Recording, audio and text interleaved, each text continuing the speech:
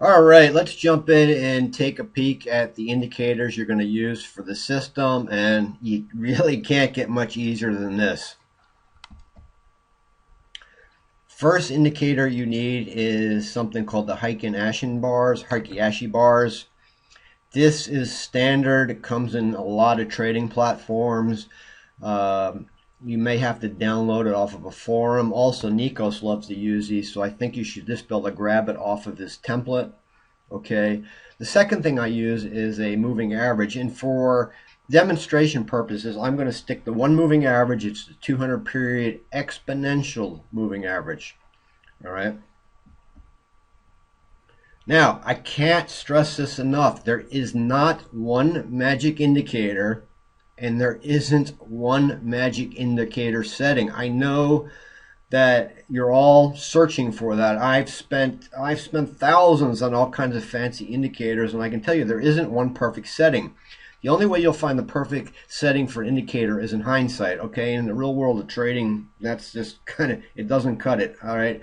So the important thing here is just to realize there isn't one perfect one, but the great news is that you can use the core of this strategy and make it work for any moving average, the EMAs, which is the exponential moving average, the SMA, which is the simple moving average, the WMAs are what's called the weighting moving average, and there's other ones. There's displaced moving averages, there's these hybrid blended moving averages.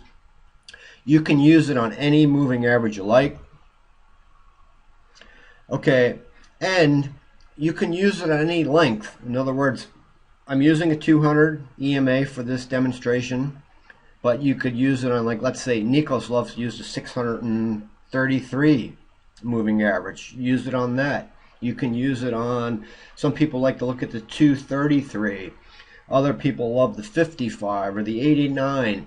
It doesn't matter. The principle works the same. The only caveat I would say is that I don't think it's good for like really fast moving averages, like the 5 period, the 8, the 13, because those are going to catch the really fast gyrations in the market. And I think while you get some really good moves or jumps on the market with those faster or shorter lengths, you're also going to get caught in more noise. So, probably wouldn't look anything less than the 20 period, but even so, I think realistically over 50 is better, okay? Now, as far as charts go and times, I'd say if you're a day trader, use the 15-minute. This way you'll cut out a lot of the noise, but you'll also get very timely entries and be able to keep your stops smaller, okay? If you're a swing trader, you can start at the 1 hour up. You can go all the way up to weekly charts. Now, of course, if you're on the daily and weeklies, you're going to get nowhere near as many trades, okay? So let's actually jump into the chart here. Okay, here it is. Nothing fancy. We're on a US Canadian dollar 4-hour chart here. The red and white bars are simply your Heiken-Ashi bars, all right? And then the yellow line is my 200 period moving average. That's it. Super simple. And now please, I can't state this enough. There will be such a temptation to add more, to try to, filter out certain bad trades, but you're going to make things more complicated. The power of this system is because it's deceptively, deceivingly simple, okay?